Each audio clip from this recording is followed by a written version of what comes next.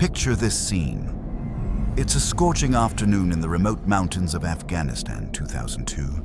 A squad of America's most elite Special Forces operators moves carefully through a narrow ravine, their weapons at the ready, their senses heightened by years of combat experience. They've been sent to investigate the mysterious disappearance of another patrol unit that went dark 3 days ago in this godforsaken corner of Kandahar province. The trail of destruction they're following doesn't make sense. Equipment lies scattered across the rocky terrain, not just abandoned, but violently destroyed. Rifle barrels are bent like pipe cleaners. Body armor is shredded as if it were tissue paper. And the blood, there's so much blood splattered in patterns that suggest something far worse than conventional combat. The trail leads to a cave entrance partially concealed by an outcropping of weathered stone. The smell hits them first, a mixture of decay, animal musk, and something else. Something primal that triggers an involuntary response in the primitive parts of their brains. Every instinct screams danger, but these are the best soldiers America has ever produced. They've faced Taliban fighters in these mountains, Al-Qaeda operatives in urban hellscapes, and insurgents armed with everything from Soviet-era rockets to improvised explosives. They don't retreat. They don't know fear. Or at least they didn't until that day. What emerged from that cave would challenge everything these soldiers believed about reality history and humanity's place in the natural order. According to multiple witnesses, who have since broken their silence despite facing potential prosecution under military law, a massive humanoid creature burst from the darkness with impossible speed. This wasn't a man, not by any definition we understand. Standing between 12 and 15 feet tall, covered in thick red hair, with 6 fingers on each massive hand, and double rows of teeth visible in its roaring mouth, the being moved with a combination of human intelligence and animal ferocity that defied categorization. In its hands, it wielded a spear that looked primitive, but proved devastatingly effective. With a single thrust, it impaled one of America's finest warriors, lifting him off the ground like a child's toy before the rest of the squad opened fire. And here's where the account becomes even more incredible. It took 30 seconds of sustained automatic weapons fire from multiple soldiers to bring this creature down. 30 seconds might not sound like much when you're reading this in the safety of your home, but in combat, 30 seconds is an eternity. A standard military rifle fires 10 rounds per second. Multiple that by several soldiers, and you're talking about hundreds of rounds needed to stop a single biological entity. When the dust settled and the adrenaline began to fade, the surviving soldiers approached the fallen giant with a mixture of awe and terror. The body was even more anomalous up close. The skin was unlike any human epidermis, thick and rough, like hide covered in that distinctive red hair that would later earn it the nickname, the Red Giant of Kandahar.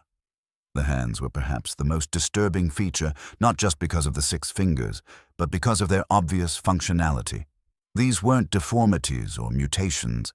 Each finger was fully formed, articulated, and showed signs of regular use. The creature's feet bore 6 toes each, and its overall bone structure suggested adaptations for both enormous strength and surprising agility. But what happened next is perhaps even more revealing than the encounter itself. Within hours, the entire area was locked down by forces that outranked everyone on site. The soldiers were detained, separated, and subjected to intensive debriefing that some have described as more like interrogation. They were presented with non-disclosure agreements that didn't just threaten court-martial for speaking about the incident, but promised federal prosecution under espionage laws. The giant's body was loaded onto a specially requisitioned cargo helicopter. Witnesses specifically mention it was a CH-47 Chinook, one of the few aircraft capable of carrying such weight, and flown to an undisclosed location. Every piece of physical evidence was collected, catalogued, and removed. The cave was later sealed with explosives, officially explained as a counter-terrorism operation to deny enemy forces a potential hideout. The soldiers were reassigned to different units scattered across various bases, making it nearly impossible for them to corroborate their stories or maintain contact. The official after-action report, if one exists, has never been made public. Freedom of Information Act requests regarding the incident are either denied on national security grounds or returned with documents so heavily redacted that they're essentially blank pages with official letterhead. Now you might be thinking, this sounds like a Hollywood screenplay or a particularly elaborate piece of military folklore. That would be a reasonable assumption if not for one crucial detail. Multiple witnesses have independently come forward with remarkably consistent accounts. These aren't conspiracy theorists meeting in basement chat rooms or attention seekers trying to sell books. These are decorated military personnel who have served multiple tours in combat zones. Men who have everything to lose and nothing to gain by fabricating such an extraordinary claim. Stephen Quayle, a researcher who has spent decades investigating reports of giant discoveries, has interviewed several of these witnesses. Their stories align not just in the major details, but in small specific observations that would be nearly impossible to coordinate if this were a hoax. They describe the same unusual odor emanating from the creature, the same guttural vocalizations it made before attacking, the same details about its clothing, primitive garments made from animal skins, sewn with surprising sophistication. These consistencies across independent testimonies suggest either an extraordinarily well-orchestrated deception or more likely a shared traumatic experience that actually occurred. But here's what transforms this from an isolated incident into something far more significant. The Kandahar Giant perfectly matches descriptions found in ancient texts from multiple cultures. The Book of Enoch, rejected from the biblical canon but preserved in Ethiopian Orthodox tradition, describes giants with 6 fingers and 6 toes, red hair, and double rows of teeth. Native American legends from the Paiute tribe tell of the Site-Ka red-haired giants, who were eventually trapped in a cave and killed by tribal warriors. Ancient Persian texts mention the Daivas, giant beings with supernatural strength who inhabited mountain caves in what is now Afghanistan. Even more intriguing are the reports from local Afghan populations. When questioned through interpreters, village elders in the Kandahar region weren't surprised by the soldiers' encounter. They spoke matter-of-factly about the giants of the mountains, beings their ancestors had warned them about for generations. They described specific valleys and cave systems that were forbidden to enter, not because of Taliban presence or landmines, but because of the old ones who still dwelt there. These weren't treated as myths or folklore, but as practical warnings like avoiding areas known for avalanches or flash floods. The implications of this being true are staggering. If giant humanoids have survived into the modern era, hidden in the most remote regions of our planet, it would mean that human evolution and history are far more complex than we've been taught. It would validate ancient texts that mainstream archaeology dismisses as mythology. It would mean that parallel branches of the human family tree didn't go extinct, but instead adapted to extreme environments, developing in isolation for millennia. Most disturbing of all, it would mean that governments are actively suppressing evidence of one of the most important biological discoveries in human history. But the Kandahar Giant, as extraordinary as it may be, is just the tip of a massive iceberg of suppressed knowledge and hidden history. Tonight, we're going to dive deep into 7 of the most paradigm-shattering mysteries that official sources don't want you to know about. These aren't internet rumors or urban legends. These are documented cases involving military personnel, credentialed scientists, and archaeological evidence that has mysteriously disappeared from public view. We're going to explore a fish that was declared extinct for 65 million years, until it was caught alive and well hiding in the ocean while we remained completely oblivious to its existence. We'll investigate ancient flying machines discovered in Afghanistan that allegedly bend the laws of physics and create temporal anomalies that have killed 8 American soldiers. We'll reveal the existence of massive hidden chambers within the Great Pyramid of Giza that authorities refuse to explore despite having the technology to do so safely. We'll examine religious texts that were banned from the Bible because they revealed too much about the nature of reality, human origins, and the fate that awaits us after death. Each of these mysteries shares common threads that weave through the fabric of human knowledge like hidden stitches. They represent moments when our carefully constructed understanding of reality collides with evidence that refuses to fit into neat categories. They're the cracks in the foundation of our historical narrative, the classified files that military officials pray never see daylight, and the archaeological discoveries that end careers when researchers dare to speak about them publicly. What you're about to discover will challenge everything you think you know about human history, our origins, and our place in the cosmos. These aren't comfortable revelations that confirm what you learned in school. These are reality-bending discoveries that suggest our ancestors knew things we've forgotten, encountered beings we can't explain and left behind warnings we've chosen to ignore. By the end of this journey, you'll understand why certain knowledge is kept hidden, who benefits from our ignorance, and what it means for humanity's future if these suppressed truths were finally revealed. So before we plunge into these forbidden waters, make sure you're subscribed to the channel and hit that notification bell, because once you know what's really out there, once you've seen the evidence that's been hidden in plain sight, you'll never look at the world the same way again.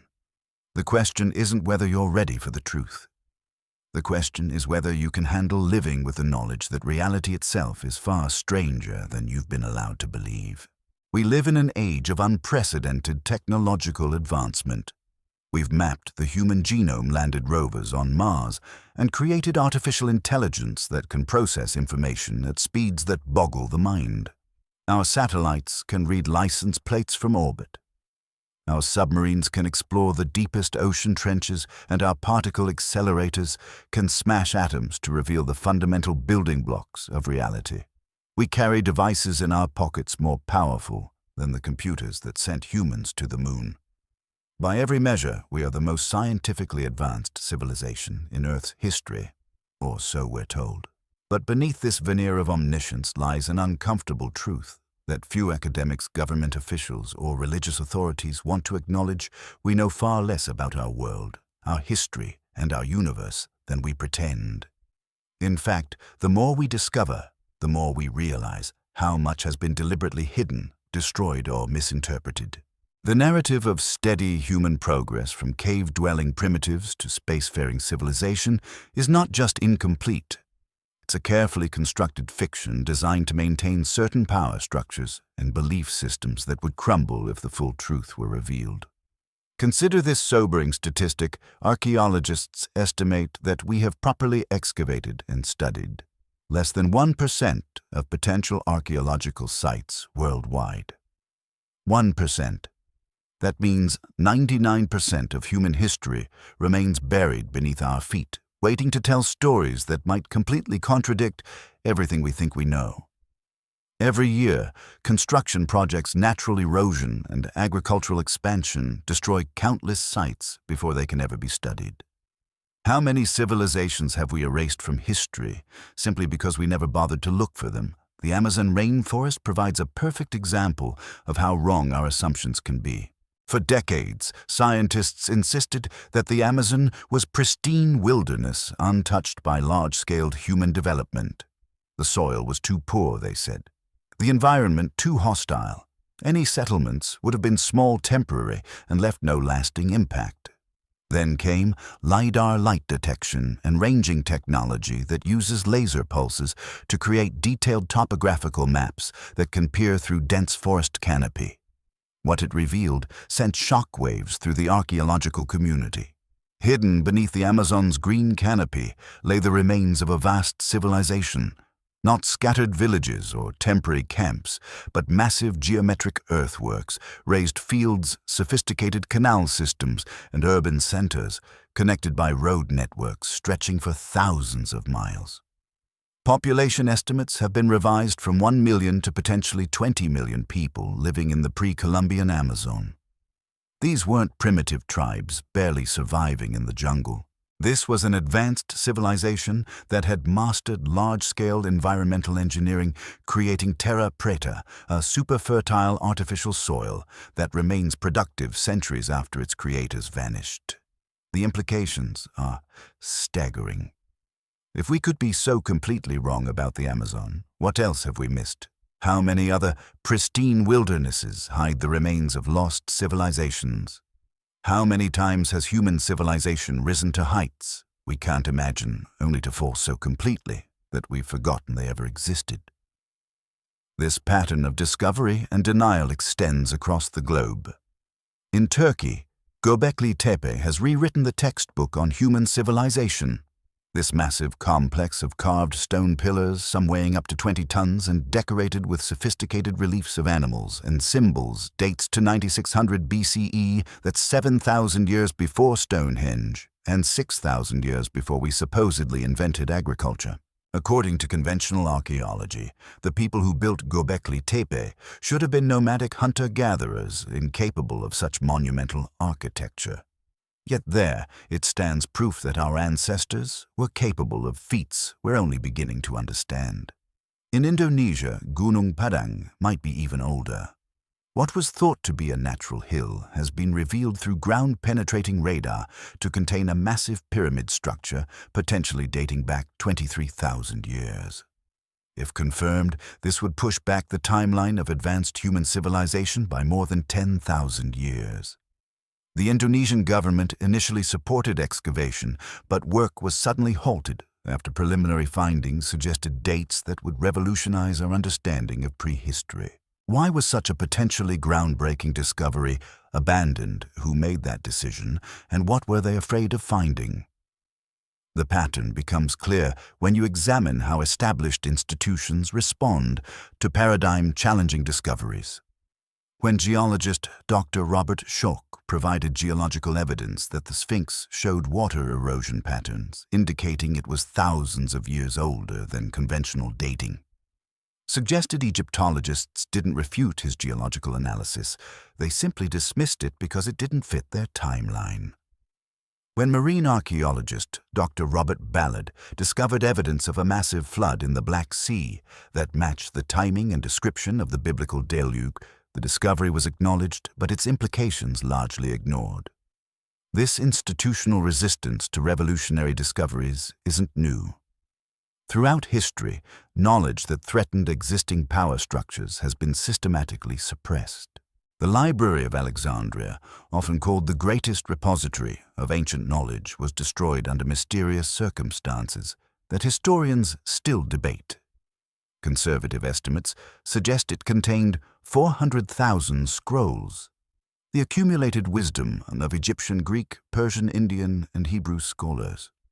Its destruction represents one of the greatest losses of knowledge in human history. But was it really an accident, or was it deliberately destroyed because it contained information that threatened emerging religious and political powers?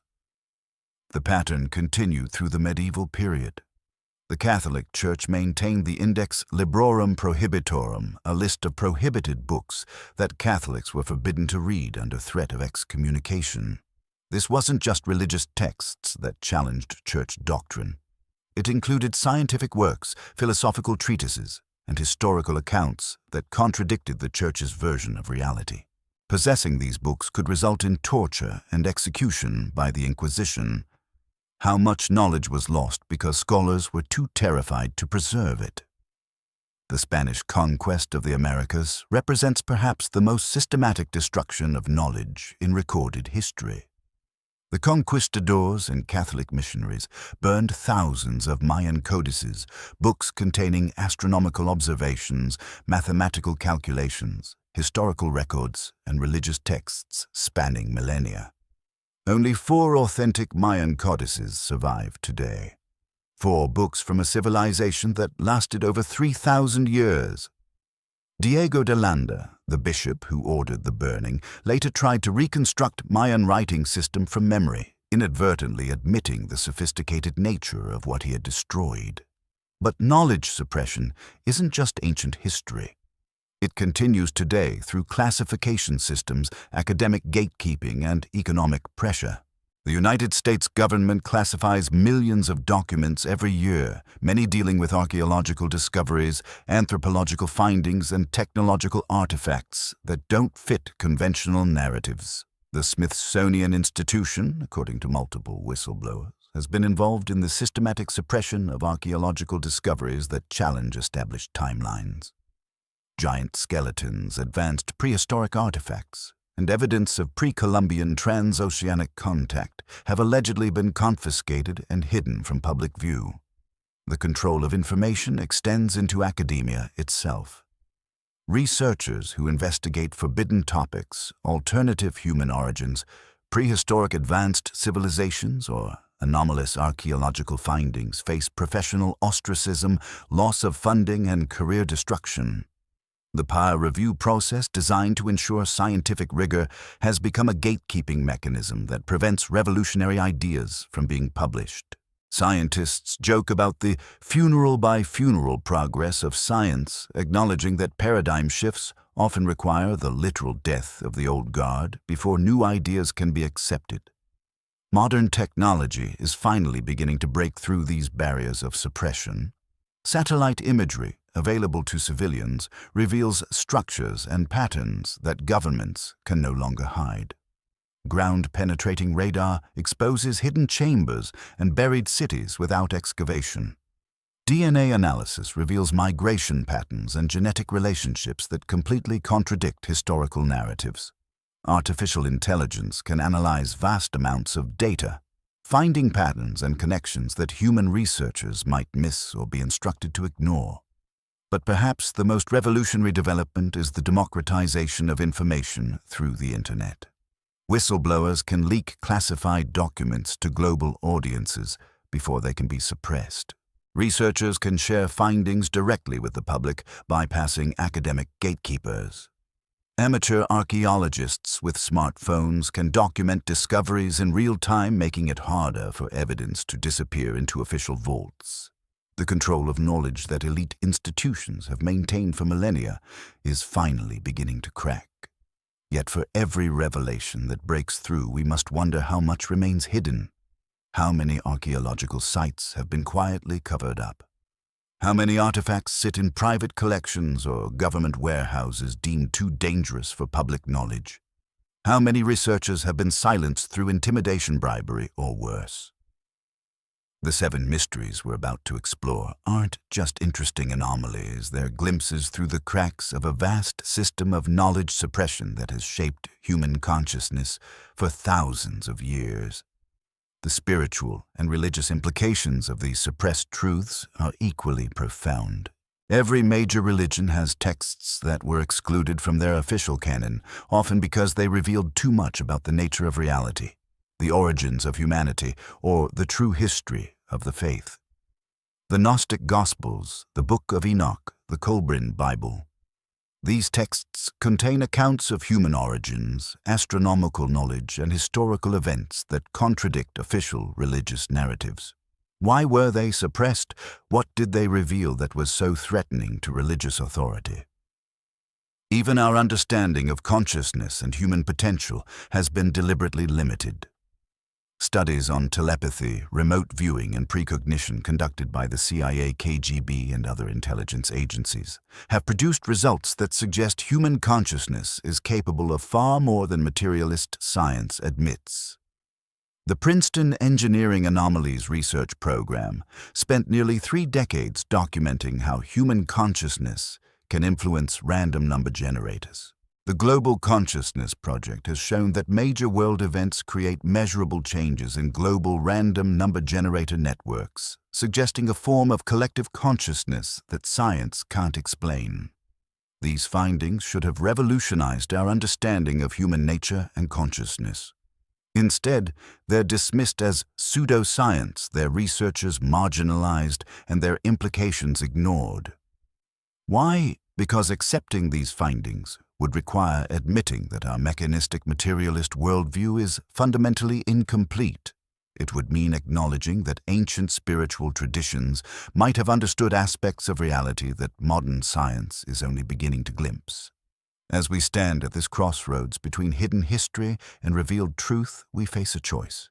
We can continue to accept the sanitized, officially approved version of reality that keeps us comfortable but ignorant. Or we can courageously examine the evidence that's been hidden, suppressed, and denied, even if it means admitting that everything we thought we knew might be wrong. The 7 mysteries we're about to explore represent the latter path, a journey into the forbidden knowledge that could transform our understanding of who we are, where we came from, and what we're capable of becoming. Mysterious creatures. The Kandahar Giant. 2002. Extended investigation. The Afghanistan conflict has produced thousands of classified documents, after-action reports, and intelligence briefings that will remain sealed for decades. But among the veterans who served in those harsh mountains, whispered stories circulate about encounters that never made it into official records. Encounters that would challenge our fundamental understanding of human evolution and the completeness of our planetary senses. The Kandahar Giant incident of 2002 stands as the most documented and corroborated of these impossible encounters, not because the military wanted it documented, but because too many witnesses saw too much to keep it completely buried. Let's establish the context that makes this incident so significant. Afghanistan's remote mountain regions have been effectively isolated from the modern world for centuries. The Hindu Kush range, which extends into the Kandahar region, contains some of the most inaccessible terrain on Earth. Valleys that have never been properly mapped, cave systems that extend for unknown distances into the mountains, and elevations where the air is too thin for helicopters to operate safely.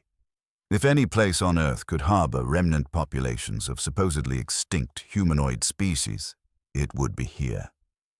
The patrol that disappeared, the one that triggered the rescue mission, had been operating in an area known for insurgent activity, but also for something else. Local contractors working with coalition forces had repeatedly warned about specific valleys that even the Taliban avoided. Not because of military threats or tribal conflicts, but because of older fears, ancestral warnings passed down through generations about the tall ones who lived in the high caves.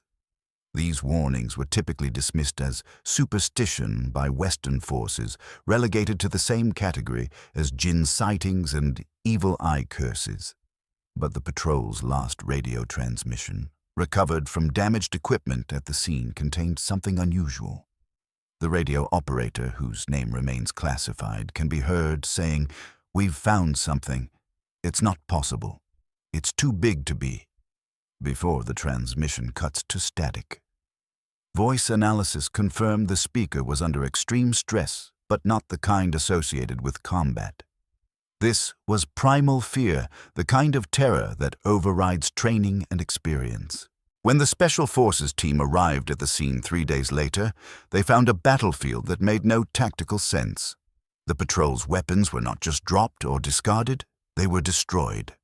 M4 carbines bent into impossible angles, body armor torn apart with bare hands, and equipment scattered in patterns, suggesting the patrol had formed a defensive circle but been overwhelmed from within.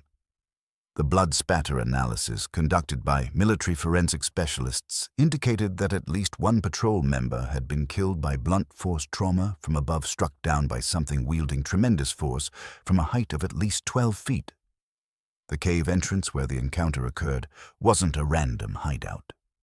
Archaeological analysis of the site conducted secretly after the incident revealed it had been inhabited intermittently for thousands of years.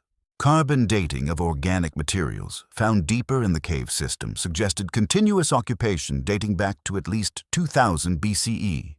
Stone tools of unusual size, pottery fragments from unknown cultures, and most disturbingly human, remains showing signs of ritual cannibalism were discovered but never publicly reported. The giant itself, based on the consistent testimony of multiple witnesses, represented something that shouldn't exist according to our understanding of human evolution. The 6 digits on each extremity, a condition known as polydactyly, is historically associated with giants in multiple ancient texts. The books of Samuel describe Goliath's brother as having 6 fingers on each hand and 6 toes on each foot. Native American legends speak of the Siteka, a race of red-haired, six-fingered giants who were eventually exterminated by tribal coalitions. The Norse sagas describe similar beings, as do ancient Chinese texts. But here's what makes the witness testimony particularly credible. The soldiers describe details that they couldn't have known were significant without extensive knowledge of ancient texts and comparative mythology. They mentioned the giant's distinctive odor, a mixture of sulfur and rotting meat, which matches descriptions in medieval accounts of encounters with wild men in European mountains. They described its vocalizations, a low-frequency rumble that could be felt as much as heard, which aligns with acoustic analysis of large primate vocalizations and theoretical models of how a 12-foot humanoid's vocal cords would function. The weapon the giant wielded deserves special attention. Witnesses described it as a spear approximately 8 feet long with a blade made from what appeared to be knapped flint, but with an edge that remained sharp despite obvious age. The shaft was made from an unknown wood, wrapped with what forensic analysis suggested was human hair twisted into cordage. This wasn't a crude club or improvised weapon. It was a sophisticated tool requiring advanced knowledge of materials and construction techniques. It suggested a culture, perhaps a remnant civilization, that had survived in isolation for millennia. The biological samples reportedly collected from the scene have never been publicly analyzed, but leaked laboratory reports suggest findings that would revolutionize physical anthropology. The tissue samples showed a chromosome count that was close to but not identical to modern humans. The bone density was approximately 3 times that of a normal human, with muscle attachment points suggesting strength levels that would seem impossible for a bipedal humanoid. The dental configuration, those double rows of teeth, resembled no known primate species, living or extinct. The cover-up operation that followed was remarkably thorough, but not perfect. Satellite imagery of the area from before and after the incident shows significant changes to the terrain. The cave entrance was sealed with explosives, but not in the pattern typical of counter-terrorism operations.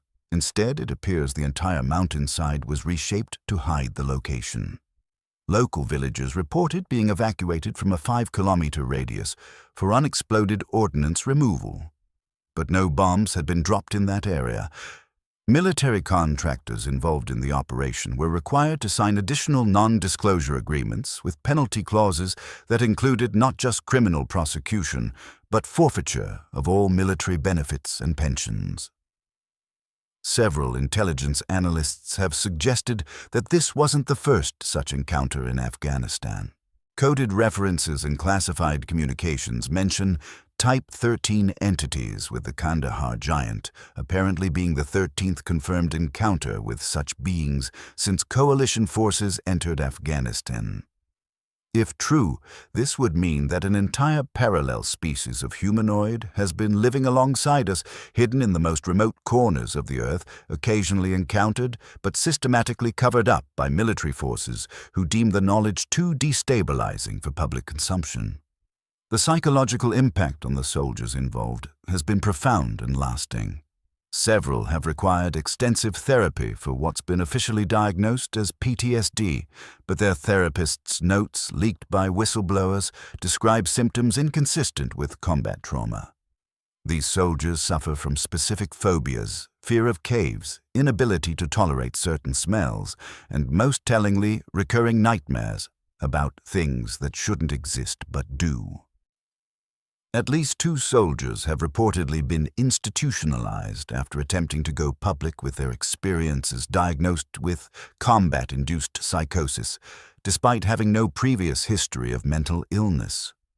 The strategic implications of the Kandahar Giant's existence extend beyond biology or anthropology.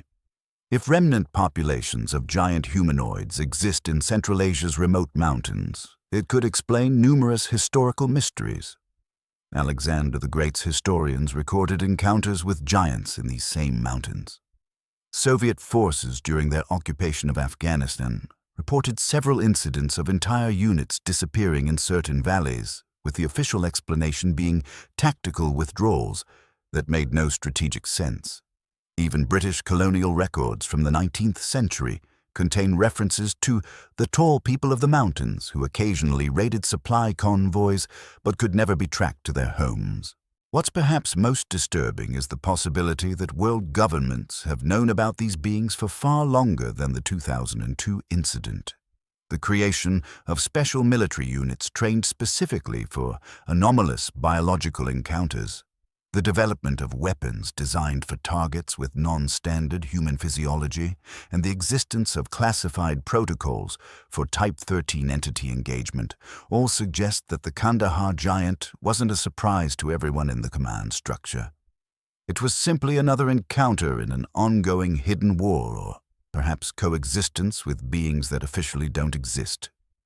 The question that haunts researchers who've investigated this case isn't whether the Kandahar Giant existed. The evidence, though suppressed, is overwhelming. The question is, how many more are out there, living in the spaces between our mapped world, in valleys we don't visit, in cave systems we don't explore, in forests we declare off-limits, and perhaps, more importantly, why are governments so desperate to hide their existence? What would happen to our understanding of human origins, our religious beliefs, our sense of being the dominant species on Earth, if we admitted we share this planet with remnant populations of giants? The coelacanth, nature's greatest hide-and-seek champion. The story of the coelacanth's rediscovery isn't just about finding a fish we thought was extinct. It's about the humbling realization that nature operates on timescales and in dimensions that make human observations seem like a flickering candle in an infinite darkness. When Marjorie Courtney Latimer stood on that South African dock in 1938 staring at a 5-foot fish that science said had been dead for 65 million years, she wasn't just looking at a biological anomaly. She was confronting proof that our entire understanding of life extinction and evolution was catastrophically incomplete. To understand the full implications of the coelacanth's survival, we need to appreciate what paleontologists believed before its rediscovery. The fossil record showed coelacanths appearing about 400 million years ago during the Devonian period, flourishing through multiple geological eras, and then abruptly disappearing at the end of the Cretaceous, precisely when the asteroid impact eliminated the dinosaurs. This wasn't speculation, it was considered settled science. Thousands of coelacanth fossils had been found in rock layers spanning hundreds of millions of years, and then nothing. Not a single fossil in any rock formation younger than 65 million years. The scientific community was so certain of the coelacanth's extinction that it had become a textbook example of how mass extinction events work. It was used to teach students about evolutionary dead ends, about how even successful species that survived for hundreds of millions of years could be wiped out by catastrophic environmental changes. The coelacanth's distinctive lobed fins, which resembled primitive legs more than typical fish fins, had made it a crucial piece of evidence for understanding how vertebrates first colonized land. It was the perfect missing link, safely extinct, and therefore unable to complicate our neat evolutionary narratives with inconvenient living specimens. Then came that December day in 1938, when everything changed. Captain Hendrik Goosen, trawling in about 40 fathoms of water near the mouth of the Shalomna River, brought up something extraordinary in his nets. His crew wanted to throw it back. It was unlike any commercial fish they knew, and its thick scales and strange fins made it seem almost prehistoric. But something about the fish's unusual blue coloration and its almost armor-like scales convinced Goosen to keep it. When the ship returned to port, he contacted Courtney Latimer, knowing her interest in unusual specimens for the East London Museum. Courtney Latimer's initial attempts to identify the fish revealed the first signs of institutional resistance to paradigm-shifting discoveries. She sent sketches and descriptions to various ichthyologists, most of whom dismissed her finding without even examining it.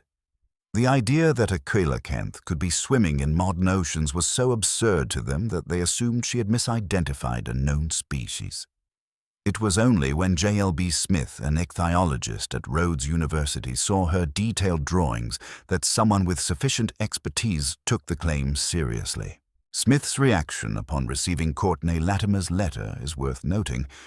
He later wrote that his first thought was that it was impossible that someone was playing an elaborate hoax, but the anatomical details in her sketches were too precise, too specific to be anything but accurate observations. When he finally examined the preserved specimen, despite its deteriorating condition, he confirmed what seemed impossible. A living coelacanth had been caught off the coast of South Africa in waters that had been fished commercially for decades without anyone noticing that they contained a fish from the age of dinosaurs. The 14-year gap between the first specimen and the second discovery in 1952 reveals something profound about how well the ocean keeps its secrets. Smith distributed thousands of posters across the eastern African coast, offering rewards that exceeded most annual salaries for fishermen. He gave lectures, wrote articles, and essentially turned the search for another coelacanth into an international obsession. Yet for 14 years, nothing. Not a single confirmed specimen despite intensive searching in the area where the first was found. When the second coelacanth was finally caught in the Comoros Islands over 1,500 miles from the first discovery, it raised more questions than it answered. How could a population of large fish exist between South Africa and the Comoros without being detected? These weren't deep-sea creatures living in unexplored abyssal trenches.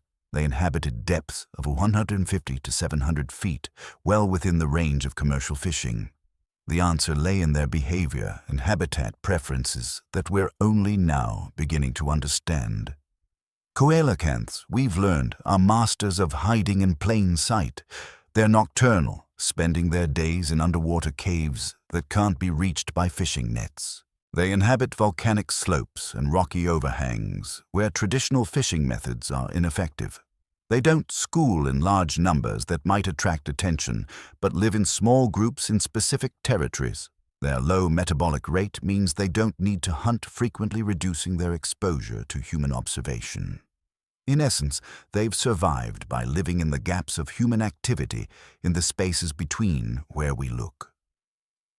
Modern research using submersibles and advanced diving equipment has revealed that coelacanths are more widespread than initially thought. Populations have been confirmed off South Africa, Mozambique, Kenya, Tanzania, Madagascar, and even Indonesia, a discovery that suggests the species survived in multiple refugia, not just a single hidden population. Each new discovery location had been fished for generations without anyone suspecting that living fossils swam beneath their boats. The Indonesian coelacanth discovery in 1997 was particularly revealing.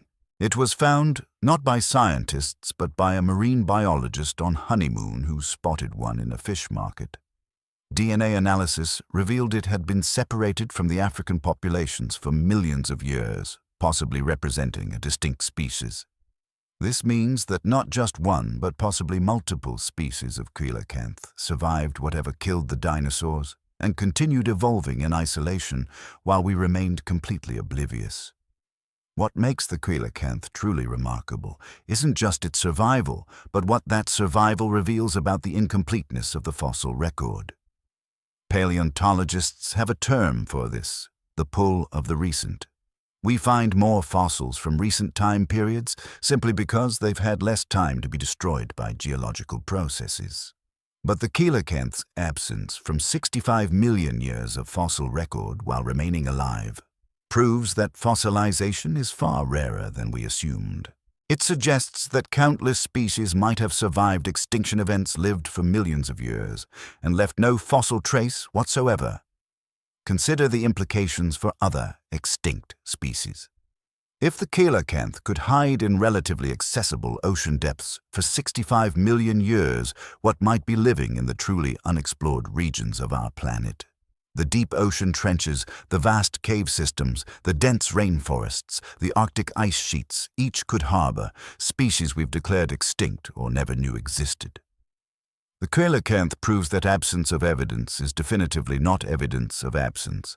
The coelacanth has also forced us to reconsider what extinction really means. Before its rediscovery, extinction was considered permanent, irreversible, final. The coelacanth introduced the concept of the Lazarus taxon species that disappear from the fossil record only to reappear millions of years later. Since then, numerous other species have joined this category. The Laotian rock rat, thought extinct for 11 million years, the Monito del Monte, thought extinct for 11 million years, and the dawn redwood tree, thought extinct for 5 million years. But here's the truly unsettling question. If we can miss a 5-foot fish for 65 million years, what else have we missed? The coelacanth isn't small, isn't microscopic, isn't hiding in some inaccessible parallel dimension. It's a large, distinctive fish living in depths that humans have been exploring for centuries. Its rediscovery wasn't due to new technology or access to previously unexplored areas. It was pure chance, a fisherman keeping an unusual catch instead of throwing it back.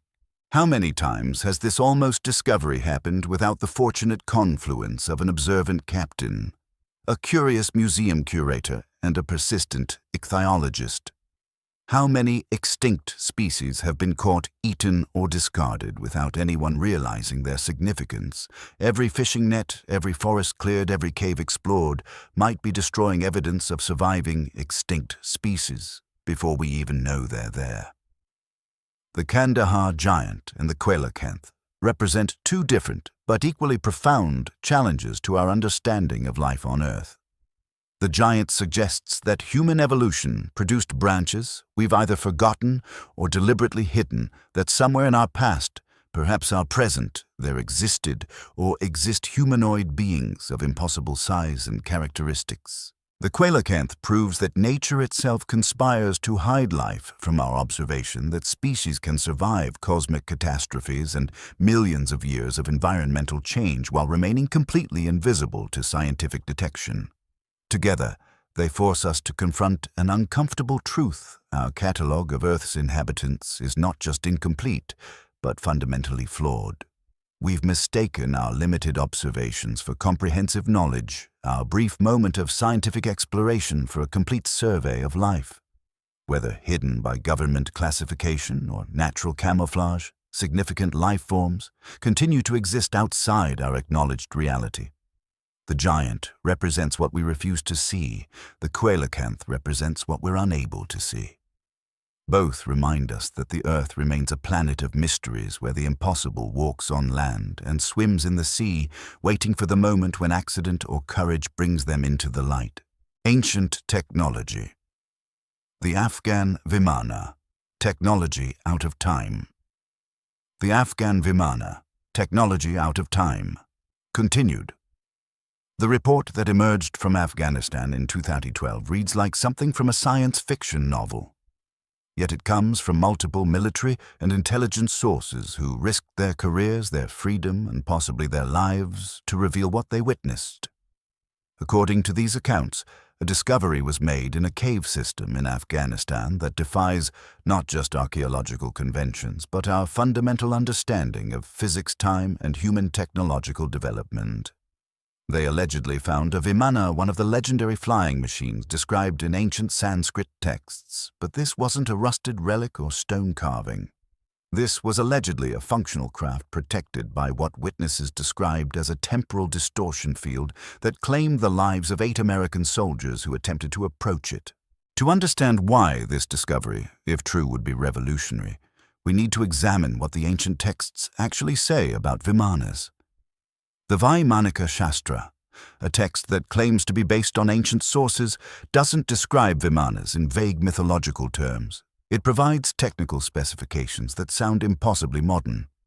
It describes mercury vortex propulsion systems, crystalline power sources, and alloys made from metals that official history says ancient Indians couldn't have known about, much less refined and combined. The text includes detailed diagrams of different types of Vimanas, their capabilities, and their construction methods. These aren't the fanciful descriptions of flying carpets or magical chariots. They're technical manuals that aeronautical engineers have noted bear striking resemblances to modern aircraft design principles. The Mahabharata, one of India's great epics, describes aerial warfare between Vimanas in terms that sound disturbingly like modern combat. It speaks of projectiles that could destroy entire cities, weapons that could target specific individuals from great distances, and defensive shields that could make Vimanas invisible to enemy detection. The Ramayana describes Ravana's Vimana, the Pushpaka, as capable of traveling at the speed of thought-changing size at will and moving underwater as easily as through air. These capabilities sound like fantasy until you consider that modern physics theorizes about technologies that could achieve similar effects through manipulation of space-time electromagnetic fields and quantum mechanics. The location of the alleged discovery adds another layer of significance. Afghanistan sits at the crossroads of ancient civilizations. Indian, Persian, Greek, and Chinese cultures all met and mingled here. Ancient texts from all these civilizations contain references to flying vehicles and advanced technologies. Alexander the Great's historians wrote about flying shields that attacked his army in this region. Persian texts speak of the celestial chariots of the gods that were hidden in the mountains. Chinese records describe flying dragons that weren't biological, but mechanical, operated by humans who possessed secret knowledge. According to the leaked military report, the discovery began when satellite surveillance detected an unusual energy signature emanating from a previously unexplored cave system. The signature didn't match any known geological phenomena, not radioactive decay, not geothermal activity, not electromagnetic interference from mineral deposits. It was described as a structured field manipulation that suggested artificial origin. When ground-penetrating radar was used to map the cave system, it revealed a large metallic object approximately 12 feet in diameter, perfectly circular, with what appeared to be a crystalline component at its center. The first team to enter the cave reported that their electronic equipment began malfunctioning as they approached the object. Compasses spun wildly. GPS units gave impossible readings, showing their location jumping between different coordinates, and digital cameras captured images that showed temporal artifacts, multiple exposures appearing in single frames, as if different moments in time were overlapping.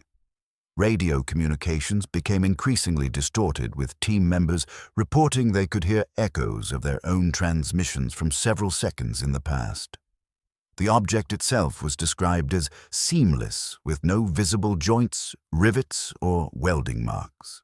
Its surface appeared to be a single piece of metal with a blue-silver sheen that seemed to shift depending on the viewing angle. What appeared to be a cockpit or control center was visible through a transparent section showing seats and what looked like control panels with symbols that didn't match any known script but bore some resemblance to ancient Sanskrit and Proto-Elamite writing systems. The craft showed no signs of age, no rust, no deterioration, no accumulation of dust or debris, despite allegedly being in the cave for millennia. The temporal anomaly surrounding the Vimana is what transformed this from an archaeological discovery into a crisis requiring the highest levels of classification. According to witnesses, as the first soldier approached within approximately 3 meters of the craft, he suddenly vanished. Not vaporized, not transported, he simply ceased to exist in the present moment. Video footage allegedly shows him taking a step forward and then disappearing between frames with no transition or visual effect. 7 more soldiers suffered the same fate before the operation was suspended. Physicist consultants brought in to analyze the phenomenon theorized that the Vimana was surrounded by a localized distortion of space-time, possibly a side effect of its propulsion system being in a standby mode. This field created what they described as a temporal well, a region where time flows differently relative to the outside universe. The soldiers who entered this field might still be alive, but existing in a different temporal reference frame, possibly experiencing time at a different rate or displaced into the past or future. The response from world governments was immediate and unprecedented. Within days of the discovery, multiple world leaders made unscheduled trips to Afghanistan. The President of Russia, the Premier of China, and high-ranking officials from India all visited Afghanistan within a 2-week period ostensibly for routine diplomatic meetings that required no such high-level presence. The area where the discovery was made was declared a no-fly zone with a 50-kilometer radius, far larger than necessary for any conventional military operation. Multiple defense contractors have come forward anonymously to report being recruited for projects with unprecedented security requirements. They describe working on problems related to exotic matter manipulation, temporal field mitigation, and non-terrestrial vehicle reverse engineering. Several reported that the mathematical models they were asked to work with required physics that doesn't officially exist, equations that assumed multiple temporal dimensions, negative energy densities, and faster-than-light information transfer. The connection between this discovery and ancient texts has not been lost on researchers.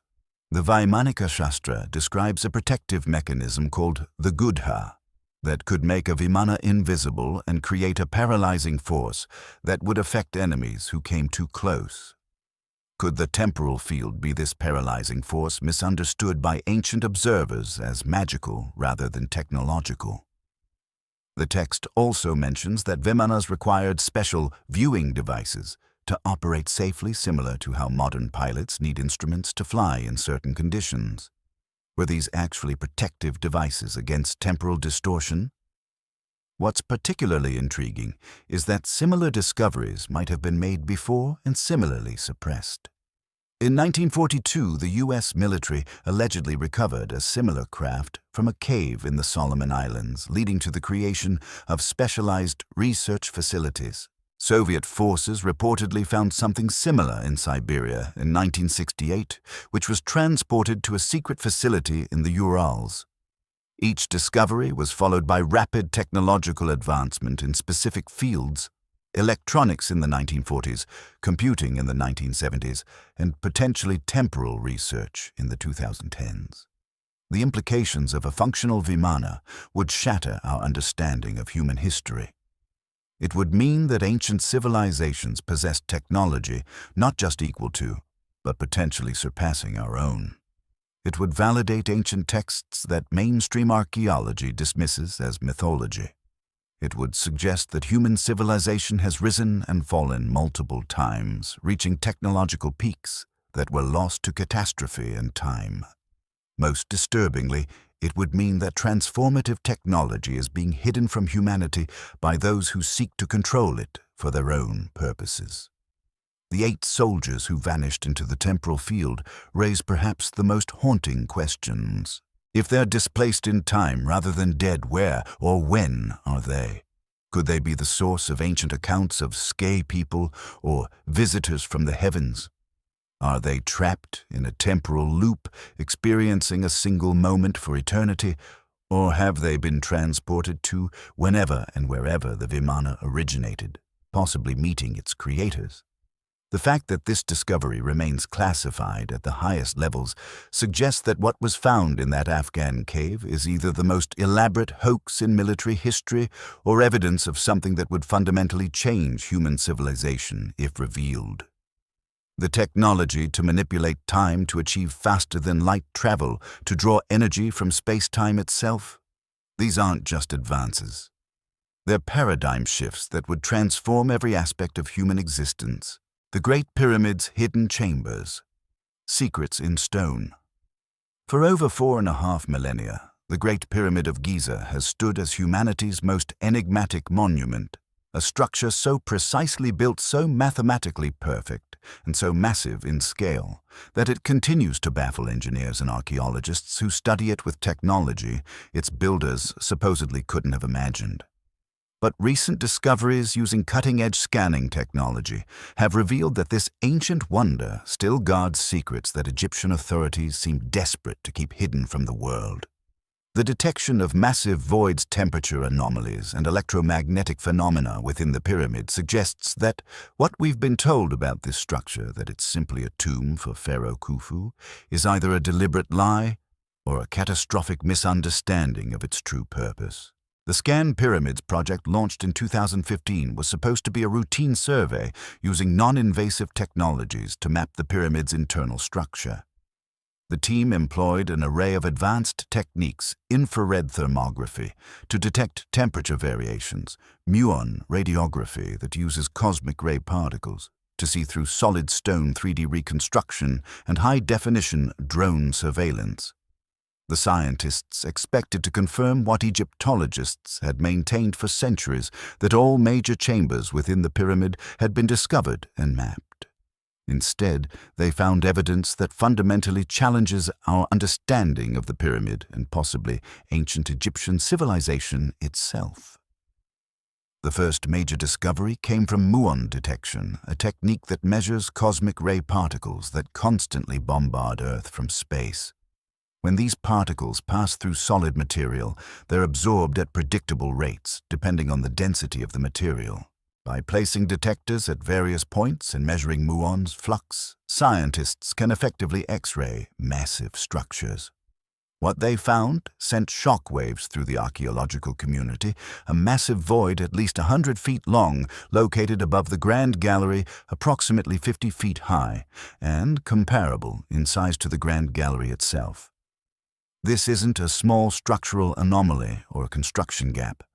This is a deliberately designed space, a chamber or series of chambers that required incredible engineering skill to create while maintaining the pyramid's structural integrity.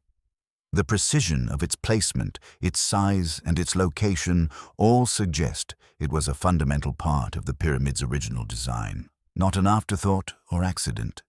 Yet in 4,500 years of exploration, tomb raiding, and archaeological investigation, no one had detected it until now. But the muon detection revealed something even more intriguing. The data suggested not just one undiscovered void, but potentially several arranged in a pattern that seemed too regular to be random. Some researchers have noted that the placement of these voids corresponds to mathematical relationships found throughout the pyramid's design relationships, based on P-phi, the golden ratio, and astronomical alignments that Egyptian architects supposedly didn't understand. The infrared thermography results added another layer of mystery. The team detected significant temperature anomalies throughout the pyramid, particularly on the eastern face at ground level. 3 blocks in particular maintained temperatures significantly different from their surroundings, up to 6 degrees Celsius variation, suggesting hollow spaces or passages behind them. But here's what makes this discovery particularly intriguing. The temperature variations follow a daily cycle that correlates with solar position, suggesting the pyramid might still be functionally interacting with solar energy in ways we don't understand. The temperature anomalies form patterns that appear deliberate rather than random. Some researchers have noted that when mapped, these thermal signatures create geometric shapes, triangles within triangles, spirals that follow the golden ratio, and interconnected pathways that suggest a complex internal structure far beyond the simple tomb narrative we've been taught. It's as if the pyramid is a massive machine, still partially operational, conducting and distributing energy according to principles we haven't yet discovered. Even more remarkable are the electromagnetic properties of the pyramid that recent studies have revealed. A team from ITMO University in Russia discovered that the pyramid can concentrate electromagnetic energy in its internal chambers and under its base.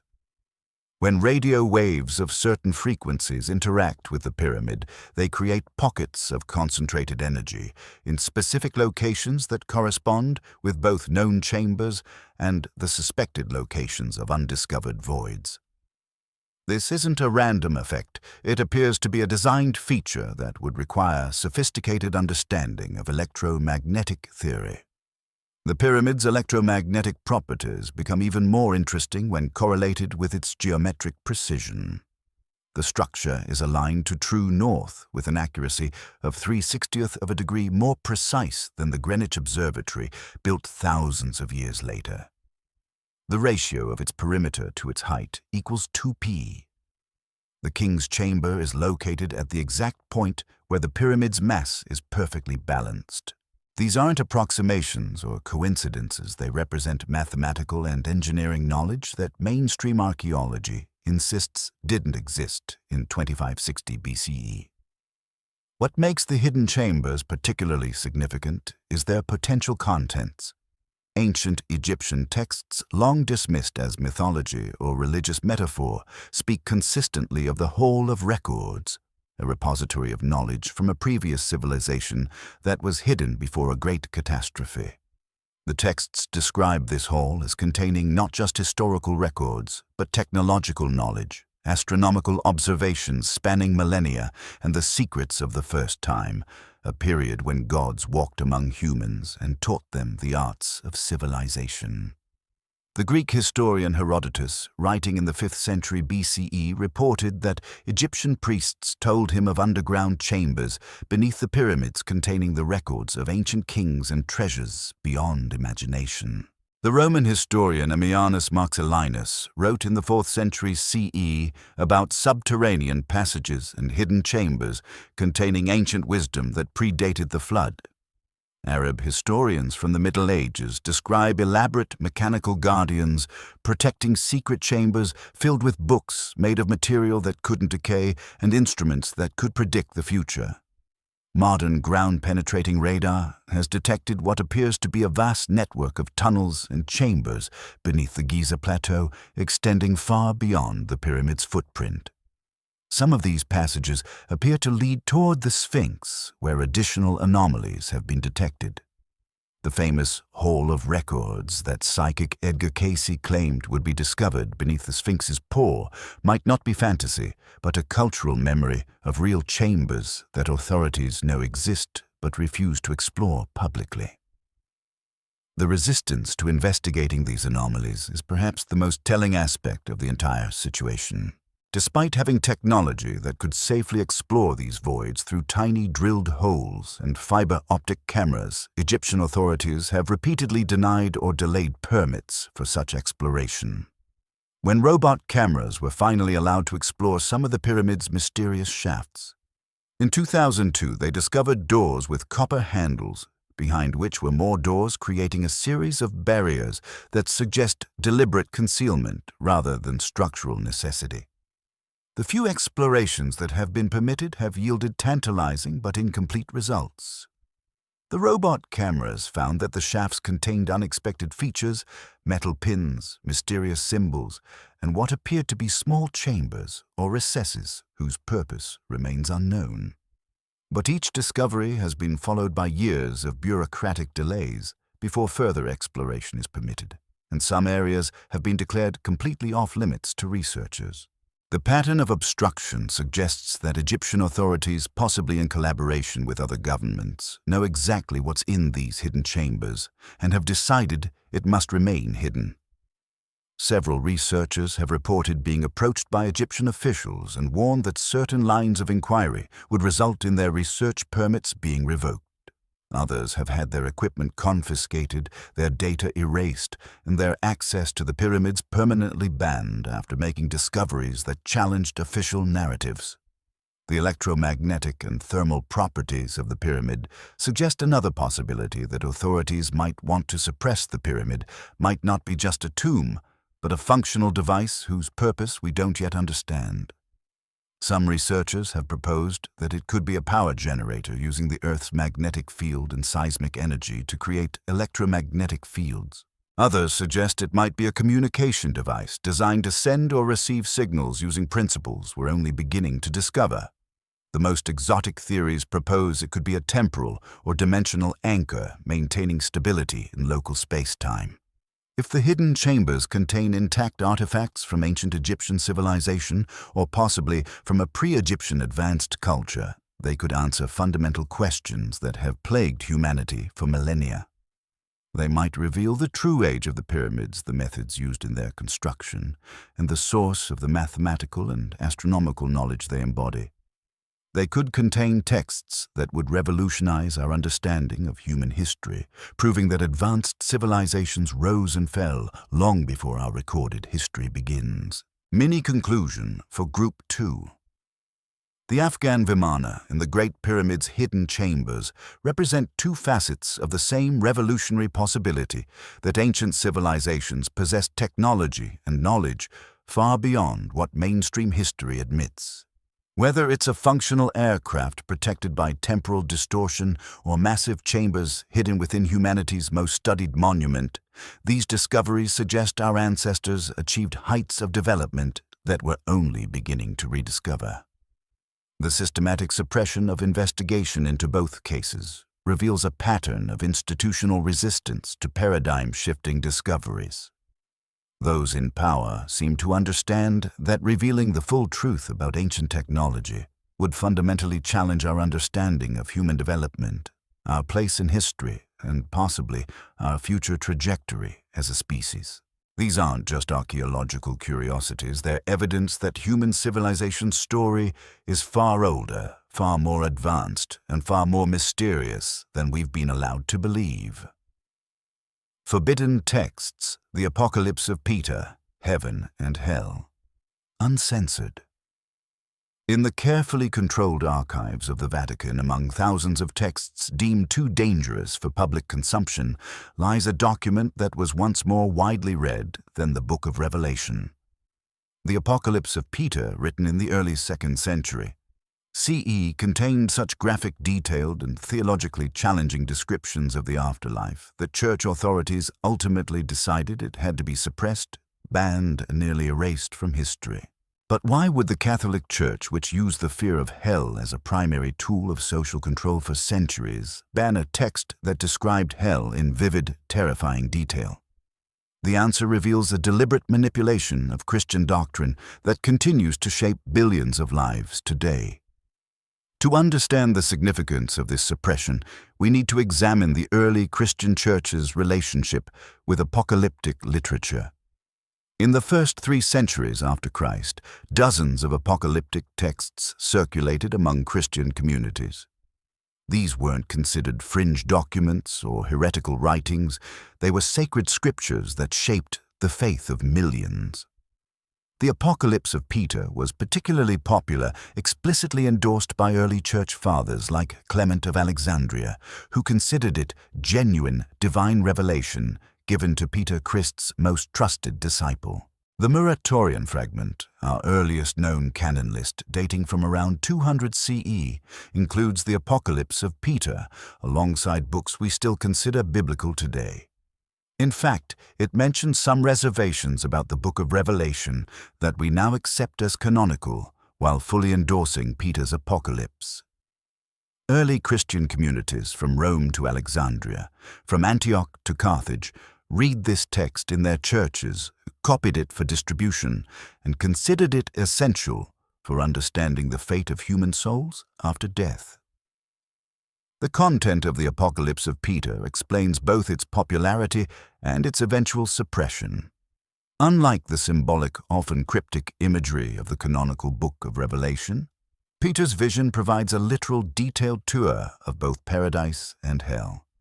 According to the text, Jesus Christ personally guided Peter through the afterlife, showing him exactly what awaits different categories of sinners and saints.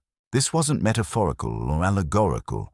It was presented as an eyewitness account of actual places and actual punishments that souls were experiencing at that very moment. The descriptions of hell in the Apocalypse of Peter are so specific, so visceral, that they make Dante's Inferno seem tame by comparison. Blasphemers hang by their tongues over pools of boiling blood, their mouths filled with the molten metal of their false words. Women who braided their hair to seduce men are suspended by that very hair over bubbling pits of mire, while the men they seduced stand waist-deep in a lake of burning excrement and sulfur, reaching toward them but unable to escape their own punishment. Those who charged interest on loans have their bodies repeatedly filled with molten gold that burns them from the inside out, only to be regenerated and burned again. The text describes specific punishments for specific sins with a precision that reads like a legal code rather than a religious vision. Murderers are placed in a pit filled with venomous creatures that eternally devour their flesh. Those who procured abortions are forced to sit in a lake of blood and filth while the spirits of their unborn children shoot flames at them. Slaves who disobeyed their masters are forced to eternally gnaw their own tongues. Rich people who ignored the poor are placed on a great wheel of fire that spins without rest, their wealth transformed into the very flames that torture them. But here's what made church authorities nervous. The Apocalypse of Peter also contained elements that directly contradicted emerging church doctrine. Most significantly, it suggested that the punishments of hell might not be eternal. In several passages, the text describes Christ himself descending into hell to offer salvation to those who repent even after death. It mentions that the prayers of the righteous in heaven can eventually secure the release of the damned, that God's mercy extends even beyond the grave, and that universal salvation might ultimately be possible. This concept of posthumous redemption was intolerable to church leaders who were consolidating power in the 3rd and 4th centuries.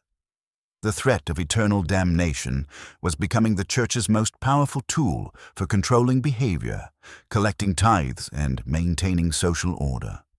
If people believed they could be saved after death through the prayers of others or through posthumous repentance, the immediate authority of the church would be severely diminished.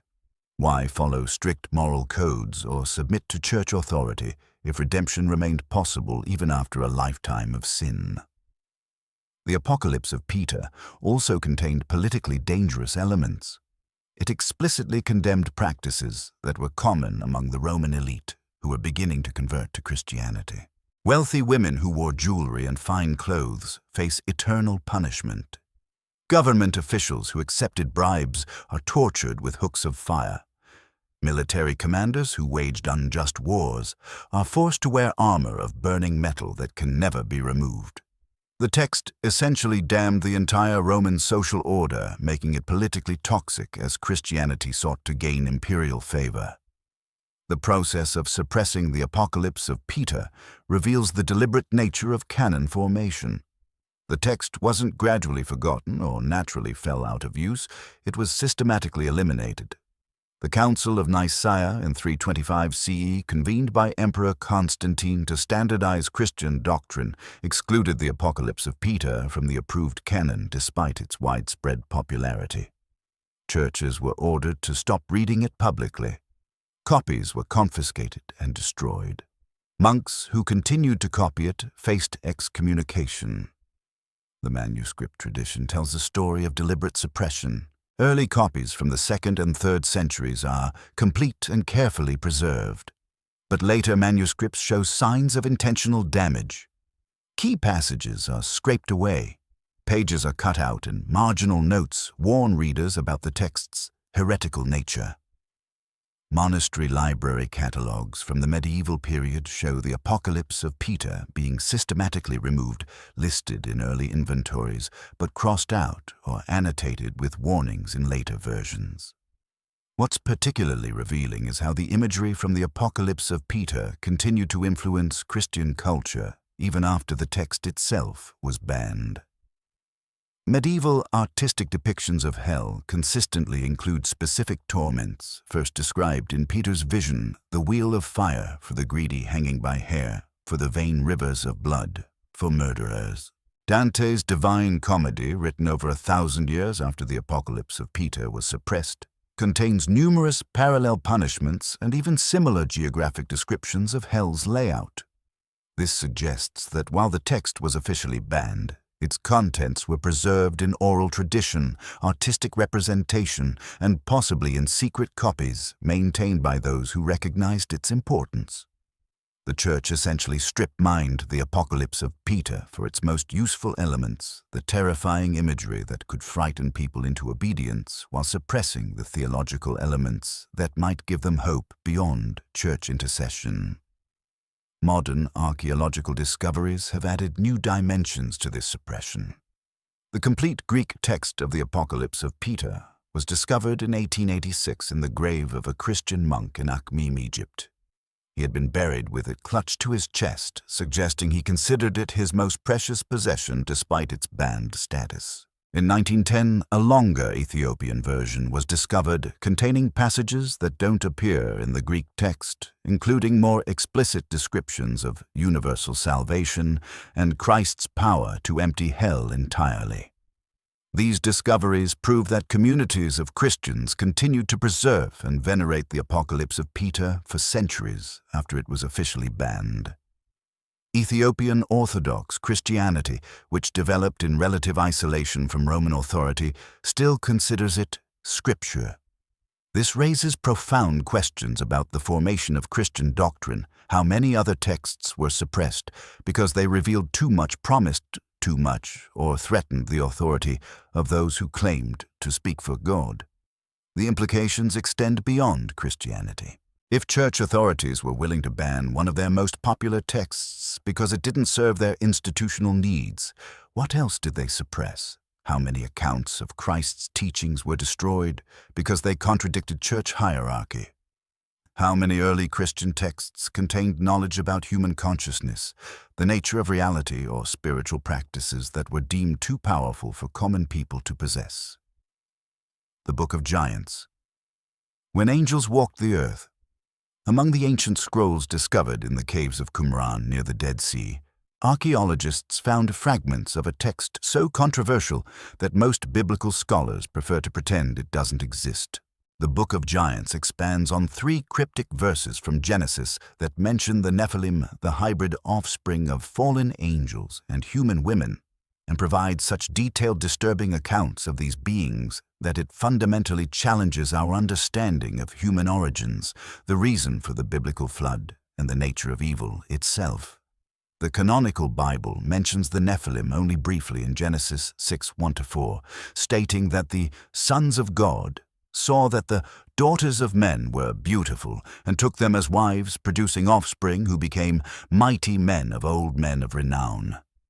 The text then abruptly moves on to God's decision to flood the earth, leaving readers to wonder about the connection. The Book of Giants fills in this massive gap with a narrative so detailed and internally consistent that it reads more like historical documentation than religious mythology. According to the Book of Giants, the Nephilim weren't just large humans or mighty warriors. They were abominations whose very existence threatened the fabric of creation. The text describes them growing to enormous sizes, with some reaching heights of 450 feet. Their appetite was so voracious that humans couldn't produce enough food to feed them. When conventional food sources were exhausted, they began devouring animals, then humans, and finally turned to cannibalism, eating each other in their insatiable hunger. But physical consumption was only part of their threat.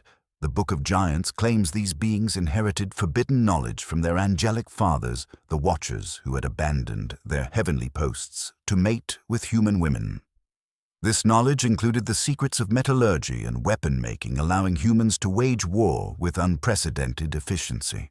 They taught sorcery and spell-casting, astronomy and astrology, the properties of plants for medicine and poison, and technologies that the text suggests humans weren't meant to discover for thousands of years, if ever.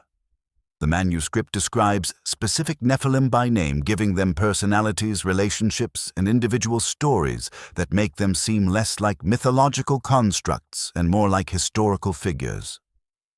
Oya and Hahya, 2 giant brothers, experience prophetic dreams about their coming destruction.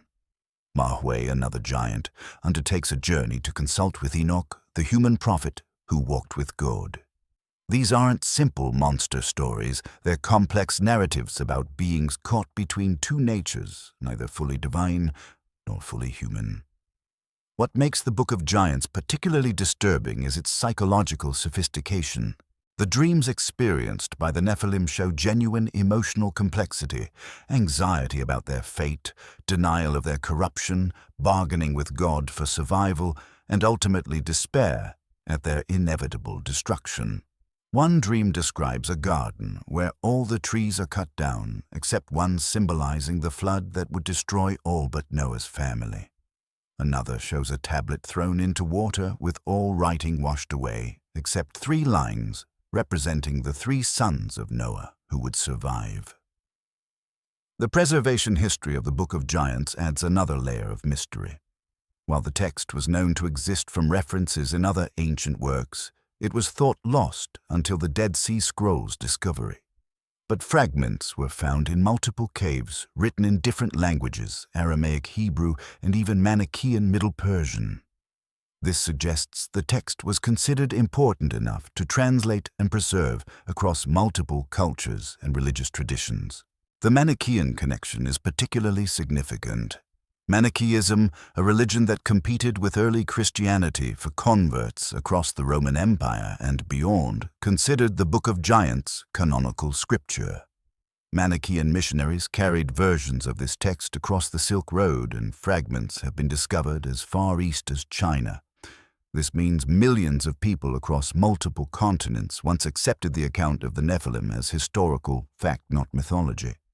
But here's where modern discoveries make the Book of Giants impossible to dismiss. Giant skeletal remains have been documented across the globe only to mysteriously disappear after official involvement.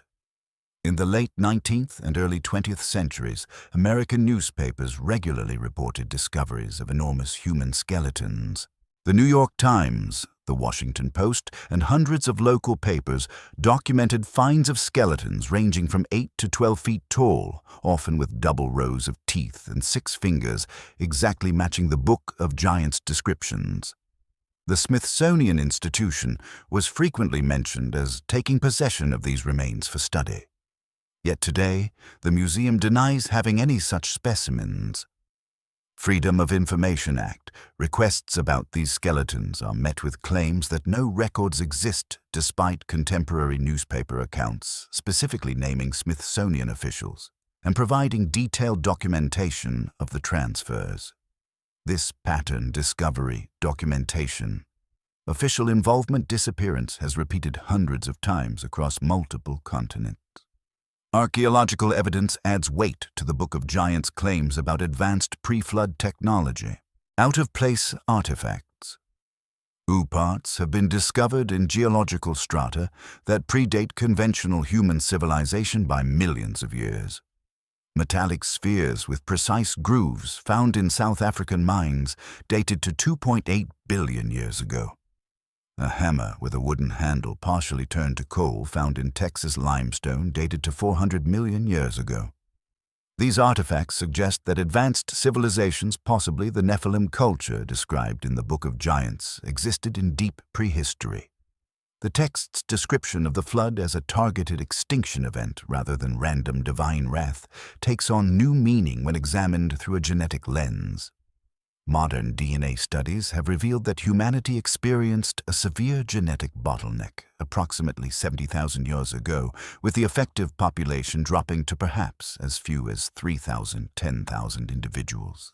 While scientists attribute this to the Toba supervolcano eruption, the timing and severity match flood narratives from cultures worldwide, all of which mention giants or titans being destroyed in the catastrophe. The Book of Giants also provides a disturbing answer to one of theology's most difficult questions, the origin of evil. Rather than abstract concepts of sin or rebellion, it presents evil as genetic contamination, the mixing of incompatible natures that produced beings literally too powerful for the world to contain. The Nephilim weren't evil by choice, but by nature, their very existence a violation of cosmic order that required divine intervention to correct. Even more unsettling are the text's implications for modern times.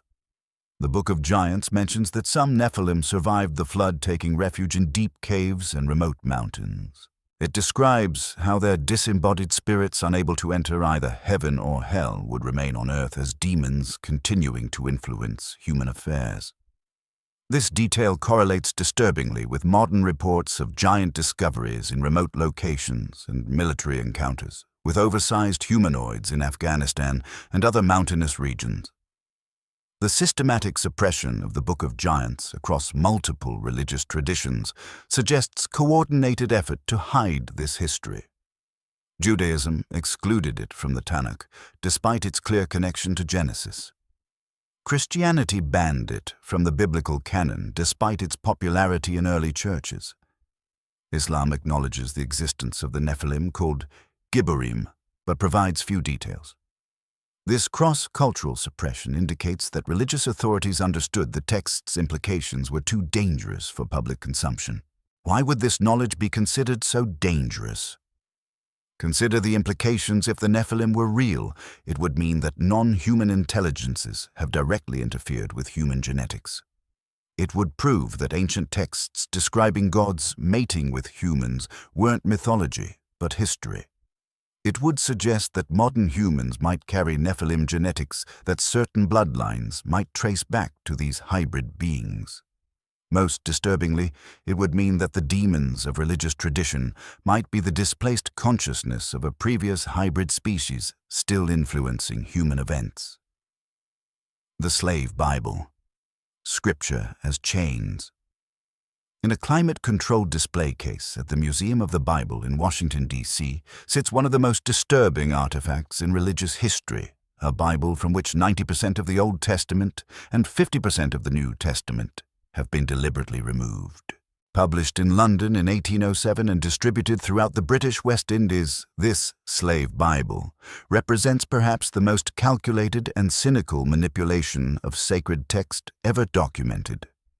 But the full story of this corrupted scripture reveals something even darker, a systematic, multi-generational conspiracy to use the Word of God itself as a tool of oppression and evidence that this manipulation continues to influence Christianity today. The official title tells you everything about its intended purpose. Parts of the Holy Bible, selected for the use of the Negro slaves in the British West India Islands. It was presented as a missionary tool, bringing Christianity to enslaved Africans. In reality, it was a psychological weapon designed to break spirits, enforce submission, and transform Christianity from a religion of liberation into an endorsement of perpetual bondage. The editing process wasn't random or haphazard. It was surgical precise and reveals deep theological knowledge. Every single reference to freedom, liberation, or resistance was removed. The entire book of Exodus, with its powerful narrative of Hebrew slaves escaping Egyptian bondage through divine intervention, was completely eliminated. The Psalms celebrating freedom vanished. The prophets who spoke against oppression and injustice, Isaiah, Jeremiah, Amos, disappeared entirely. The story of Daniel refusing to bow to earthly authority was excised. Even Jesus' proclamation in Luke that he came to set the captives free was carefully removed. What remained was strategically selected to reinforce submission. Ephesians 6:5 was retained, "Servants, be obedient to them that are your masters, according to the flesh, with fear and trembling, in singleness of your heart, as unto Christ." Colossians 3:22 survived, "Servants, obey in all things your masters, according to the flesh, not with eye service as men pleasers, but in singleness of heart, fearing God." The Slave Bible transformed Paul's letters, written to specific communities dealing with specific situations, into universal commands for perpetual servitude. But the editors went beyond simple deletion. They restructured the entire narrative arc of the Bible to support their agenda. By removing the Old Testament's liberation narratives while keeping New Testament servitude passages, they created a false theology where slavery appeared to be God's intended order rather than a human evil to be overcome. They kept the story of the curse of Ham interpreted to justify the enslavement of Africans, while removing the year of Jubilee when all slaves were to be freed. The creation of the Slave Bible required extensive scholarly expertise. The editors had to understand Hebrew and Greek to identify passages for removal. They needed theological sophistication to maintain narrative coherence while gutting the text's liberation themes. They required psychological insight to know which passages would break spirits versus inspire resistance. This wasn't the work of ignorant racists, but educated theologians who consciously chose to weaponize their knowledge. What's rarely discussed is that multiple versions of slave Bibles existed, each tailored to specific colonial contexts. The Jamaican version emphasized patience during suffering, reflecting the island's history of slave rebellions. The Barbados edition stressed honoring masters, corresponding to its particularly brutal plantation system. The American South developed its own variations, some adding completely fabricated verses that don't appear in any legitimate Bible, such as supposed commandments about slaves accepting their position as divinely ordained. Historical records reveal the coordinated nature of this project. The Society for the Conversion of Negro Slaves, founded in London, worked with colonial governments to produce and distribute these edited Bibles. Plantation owners funded the printing. Ship captains transported them duty-free. Colonial authorities mandated their use in slave education. This wasn't individual cruelty, but institutional conspiracy involving governments, religious organizations, and commercial interests across the Atlantic world. The response from enslaved people reveals both the power and ultimate failure of this manipulation. Despite being given only corrupted scripture, many enslaved Africans somehow intuited that something was missing. They developed oral traditions that filled the gaps, telling stories of Moses and Exodus they had never been allowed to read. They found liberation theology in the fragments that remained, reading between the lines to discover a God who sided with the oppressed rather than the oppressor. Secret religious meetings, often called hush harbors, emerged where enslaved people who had learned to read would share knowledge of the full Bible. These gatherings, held at night in hidden locations, swamps, caves, ravines, were acts of incredible courage. Being caught with an uncensored Bible could result in severe whipping, mutilation, or death. Yet people risked everything to access the complete Word of God, understanding intuitively that knowledge itself was a form of resistance. The slave Bible had an unexpected consequence that ultimately contributed to slavery's downfall. It revealed to enslaved people that their oppressors were willing to corrupt even their most sacred text to maintain power. This realization fundamentally undermined the moral authority of Christian slaveholders. How could masters claim religious superiority while simultaneously butchering the very book they claimed to revere? This hypocrisy became a powerful argument in abolitionist literature, with former slaves like Frederick Douglass highlighting the contrast between the Christianity of Christ and the Christianity of slaveholders. Modern scholars studying the slave Bible have made disturbing discoveries about its lasting influence. Certain interpretations and emphases that originated in slave Bibles persist in some churches today. The focus on submission to authority, the de-emphasis of social justice themes, the interpretation of suffering as divinely ordained rather than humanly caused. These theological distortions can be traced directly back to slave Bible redactions. Only 3 original copies of the 1807 slave Bible are known to exist, but historians estimate thousands were printed and distributed. The question arises, where did all those copies go? Were they destroyed after emancipation to hide evidence of this manipulation? Or do private collections still hold these texts, perhaps still influencing certain theological perspectives in ways we don't recognize? The existence of the slave Bible raises fundamental questions about all religious texts. How do we know that the Bibles we read today haven't been similarly edited throughout history? The Council of Nicaea, which established the official biblical canon, was convened by Roman Emperor Constantine for explicitly political purposes. Books were excluded not just for theological reasons, but because they threatened imperial power. The Gospel of Thomas, the Gospel of Mary Magdalene, and dozens of other early Christian texts were banned and burned. What knowledge did they contain that was deemed too dangerous? The pattern extends beyond Christianity. The Quran was compiled and standardized under Caliph Uthman, who ordered all variant versions burned. The Hebrew Bible was edited during the Babylonian exile, with scholars noting multiple authors and redactions. Buddhist texts were standardized at various councils, with competing versions destroyed. Every major religion shows evidence of texts being edited, suppressed, or destroyed by those in power. Mini-conclusion for Group 3.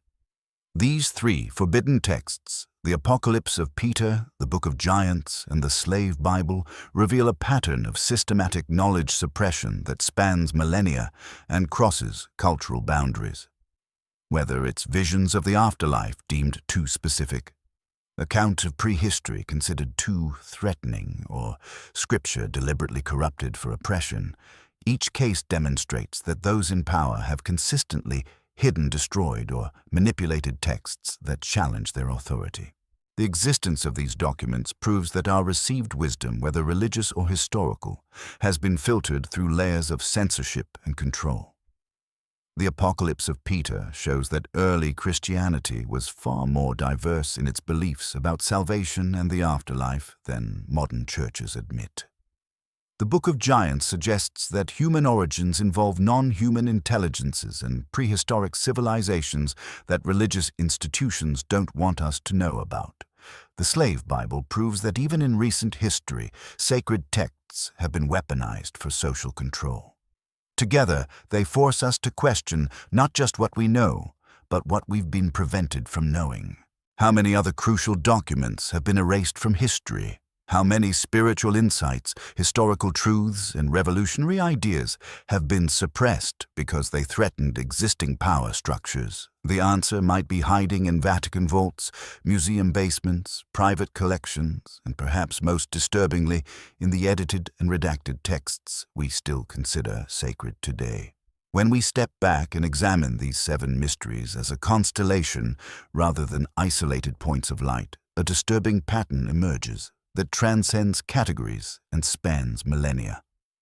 The threads connecting these cases weave together into a tapestry that reveals something profound about the nature of knowledge power and the systematic suppression of truth that has shaped human consciousness since the dawn of civilization. Consider the overlapping elements. The Kandahar Giant, described by American soldiers as having 6 fingers and toes, double rows of teeth, and enormous stature, perfectly matches the descriptions of the Nephilim in the Book of Giants. The ancient text speaks of hybrid beings that grew to impossible sizes and possessed knowledge that threatened the cosmic order. The military's immediate classification of the Afghan giant encounter, the removal of the body, and the silencing of witnesses mirrors the pattern of giant skeleton discoveries worldwide, documented by newspapers, collected by institutions like the Smithsonian, then vanishing without a trace. The connection deepens when we consider the Afghan Vimana discovery. The Book of Giants explicitly states that the Nephilim possessed advanced technologies taught to them by their angelic fathers, the ability to work metals, create weapons, and understand sciences that humans weren't meant to discover. Could the Vimanas described in ancient Indian texts be the very technologies the Nephilim used? The temporal distortion field surrounding the discovered craft, which claimed 8 soldiers' lives, suggests a technology so advanced that it manipulates the fabric of space-time itself, knowledge that would indeed threaten our understanding of reality. The Great Pyramid's hidden chambers take on new significance in this context. If ancient civilizations possessed advanced technologies and knowledge from non-human sources, where would they hide it? The pyramid's electromagnetic properties, its mathematical precision, and its recently discovered voids suggest it's more than a tomb. It's a repository, possibly containing the very records and technologies that religious texts claim were hidden before the Great Flood. The systematic refusal of Egyptian authorities to properly investigate these chambers mirrors the pattern of suppression we see with the Kandahar Giant and the Vimanas. The coelacanth proves that nature itself participates in this concealment.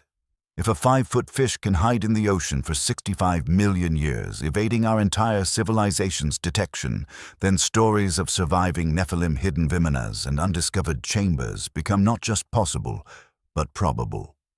The coelacanth reminds us that absence of evidence, whether in the fossil record or in official documentation, is absolutely not evidence of absence. The 3 forbidden texts reveal the mechanism of suppression. The Apocalypse of Peter was banned because it revealed too much about the afterlife and suggested universal salvation was possible. The Book of Giants was suppressed because it documented humanity's hybrid origins and prehistoric advanced civilizations. The Slave Bible demonstrates that this suppression isn't ancient history, but an ongoing practice that even in the modern era, knowledge is edited, redacted, and weaponized to maintain power structures. As we reach the end of this extraordinary journey through 7 of history's most paradigm-shattering mysteries, you might find yourself experiencing something profound, a cognitive dissonance between what you've always believed and what the evidence actually suggests. It's the sensation of standing at the edge of 2 worlds, one where history unfolds in neat linear progression from primitive to advanced, from ignorance to enlightenment, from myth to fact, and another where that entire narrative is revealed as a carefully constructed illusion designed to keep humanity from understanding its true origins, potential, and destiny. Let's confront the magnitude of what we've uncovered. These aren't isolated anomalies or curious footnotes in history. They're smoking guns that point to a systematic, coordinated suppression of transformative knowledge that spans cultures, continents, and millennia. The Kandahar Giant isn't just a story about a 13-foot humanoid with 6 fingers.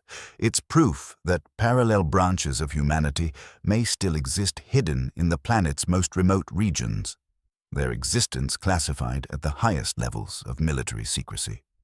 The coelacanth isn't just a fish that survived extinction, it's living evidence that our scientific certainty is built on foundations of sand, that nature keeps secrets which dwarf our proudest achievements in exploration and discovery. The Afghan Vimana and the Great Pyramid's hidden chambers aren't just archaeological curiosities, they're testimony that ancient civilizations possessed technologies we're only beginning to theorize about. Temporal manipulation, electromagnetic field generation, precision engineering that surpasses modern capabilities. These aren't the achievements of primitive peoples slowly evolving toward civilization. They're the remnants of heights we've forgotten we once reached, or perhaps evidence of knowledge given to humanity by intelligences whose existence we're not permitted to acknowledge. The forbidden texts, the Apocalypse of Peter, the Book of Giants, the Slave Bible reveal the methodology of this suppression. Knowledge isn't just hidden, it's actively destroyed, edited, and weaponized. Religious institutions that claim to preserve divine truth have systematically eliminated texts that reveal too much about human origins, the nature of reality, and our ultimate destiny. Governments classify encounters and discoveries that challenge official narratives. Academic institutions destroy careers of researchers who dare to investigate forbidden questions. Museums make artifacts disappear when they don't fit established timelines. But here's what should truly shake you to your core. If these 7 mysteries represent what's leaked through the cracks of suppression, imagine what remains hidden. For every soldier who breaks their silence about encountering giants, how many remain quiet? For every ancient text that survives in a forgotten monastery, how many were successfully destroyed? For every anomalous discovery that makes it to public attention before being suppressed, how many are intercepted before we ever hear about them? We're living in a reality where the most fundamental questions about human existence, who are we, where did we come from, what are we capable of, have been answered, but the answers are kept from us. There are people in positions of power who know that giants exist, who have access to ancient technologies, who possess texts that would revolutionize human consciousness if released. They've made the calculation that humanity is better off ignorant, that we're not ready for these truths, or more likely that their power depends on our ignorance. Consider the implications if even one of these mysteries is fully real. If the Kandahar Giant exists, then human evolution isn't what we've been taught, and we share this planet with beings whose existence has been hidden from us.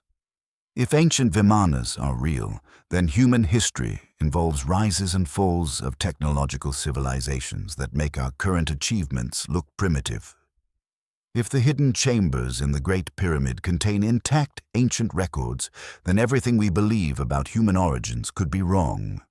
If the forbidden texts are accurate, then we've been spiritually and historically manipulated for thousands of years. But the revelation goes deeper than just the existence of hidden knowledge. It's about the coordinated effort to keep it hidden. This isn't the work of a single government, religion, or institution. It's a multi-generational, cross-cultural, international suppression that transcends political boundaries and historical eras. The same forces that classified the Kandahar Giant are connected to those restricting access to the pyramid's chambers. The authorities who banned the Book of Giants are the spiritual ancestors of those who created the slave Bible. There's a continuity of suppression that suggests an agenda larger than any single nation or era. The pattern reveals something even more disturbing. This suppression accelerates whenever we develop technologies that might reveal the truth. The late 19th and early 20th centuries saw numerous giant skeleton discoveries just as archaeology was becoming a formal science. They all disappeared. The mid-20th century brought reports of recovered ancient technologies just as we developed flight and began splitting atoms. They were classified. The 21st century has seen discoveries of hidden chambers and temporal anomalies just as our scanning technologies and quantum physics might explain them. They're being suppressed. Yet, and this is crucial, we're living in a unique moment in human history where this suppression is becoming increasingly difficult to maintain. The democratization of information through the internet, the availability of satellite imagery to civilians, the development of AI that can analyze patterns across vast datasets, the ability of whistleblowers to reach global audiences instantly. These tools are cracking the walls of secrecy that have contained forbidden knowledge for millennia. Every smartphone is now a potential recorder of the extraordinary. Every social media platform is a channel that bypasses traditional gatekeepers. Every leaked document adds another crack to the dam, holding back the truth. The controllers of hidden knowledge are fighting a losing battle against the democratic distribution of information. Their classified files, their hidden vaults, their secret archives, they're all one whistleblower, one hack, one courageous researcher away from being exposed. But technology alone won't free us from this prison of ignorance. It requires something more fundamental, a mass awakening to the fact that we've been lied to about the nature of reality itself. It requires the courage to accept that our textbooks are wrong, our histories are fabricated, our sciences are incomplete, and our religions have been edited. It requires the humility to admit that ancient peoples might have known things we've forgotten, that other branches of humanity might exist alongside us, that our proud civilization might be built on the ruins of greater ones that came before. Most importantly, it requires action. Not passive consumption of information, but active pursuit of truth. Question the official narrative when evidence contradicts it. Support researchers and whistleblowers who risk everything to reveal hidden knowledge. Demand transparency from institutions that claim authority over historical and scientific truth. Share information that challenges established paradigms, especially when it makes you uncomfortable. The 7 mysteries we've explored tonight aren't endpoints, but doorways. Each one leads to dozens more questions, hundreds more anomalies, thousands more pieces of evidence that don't fit the approved narrative. The giant skeletons that disappeared from museums worldwide, the out-of-place artifacts that suggest advanced prehistoric civilizations, the ancient maps that show the Earth before the last ice age, the megalithic structures that demonstrate impossible engineering, the cave paintings that depict things that shouldn't have existed, the myths that are too consistent across cultures to be imagination. As you leave this video and return to your everyday life, you face a choice. You can dismiss what you've learned, retreat to the comfortable fiction of conventional history, and continue living in the managed reality that's been constructed for you. Or you can accept that you've glimpsed something profound, that reality is far stranger, far more wonderful, and far more mysterious than you've been allowed to believe. If you choose the latter path, know that you're not alone. Millions around the world are awakening to these truths. Researchers in universities, whistleblowers in governments, explorers in remote locations, and ordinary people with extraordinary curiosity are all pushing against the boundaries of permitted knowledge. Every question asked, every anomaly investigated, every suppressed truth shared adds momentum to an awakening that cannot be stopped. The greatest discovery isn't any single mystery we've explored, but the realization that mystery itself is the natural state of existence. We live in an infinite cosmos where consciousness creates reality at the quantum level, where time and space are flexible constructs, where life persists in forms we can't imagine.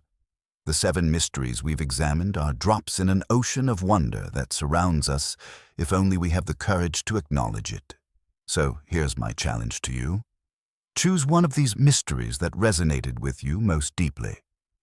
Research it yourself. Look for primary sources, witness testimonies, and evidence that hasn't been filtered through official channels. Share what you find with others who are ready to question consensus reality. Become part of the global investigation into hidden truth. But go beyond just research. Visit museums and ask about their missing giant skeletons. File Freedom of Information Act. Requests about classified archaeological discoveries. Support independent researchers who investigate forbidden topics. Question your religious leaders about banned texts. Ask your professors about suppressed discoveries. Demand answers from institutions that have authority over our collective knowledge. Remember, every paradigm shift in human understanding began with individuals who refused to accept the limitations of conventional wisdom. Galileo challenged the Church's cosmology and was imprisoned for it. Darwin questioned special creation and was vilified for it. Wegener proposed continental drift and was ridiculed for it. Today's heretical idea becomes tomorrow's accepted fact, but only if someone has the courage to pursue it despite institutional opposition. Before you go, I want you to do something specific.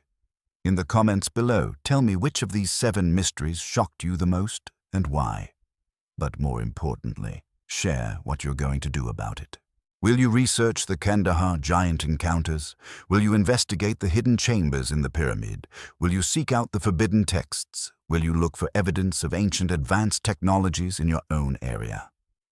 Share this video with at least 3 people who you think are ready to handle these truths. Not everyone is. Some people need the comfort of conventional reality to function. But you know someone who's been questioning, someone who senses that something's not right with the official story, someone who's ready to wake up. Send them this video. Start a conversation. Form a research group. Begin your own investigation. Subscribe to this channel and hit the notification bell because this is just the beginning.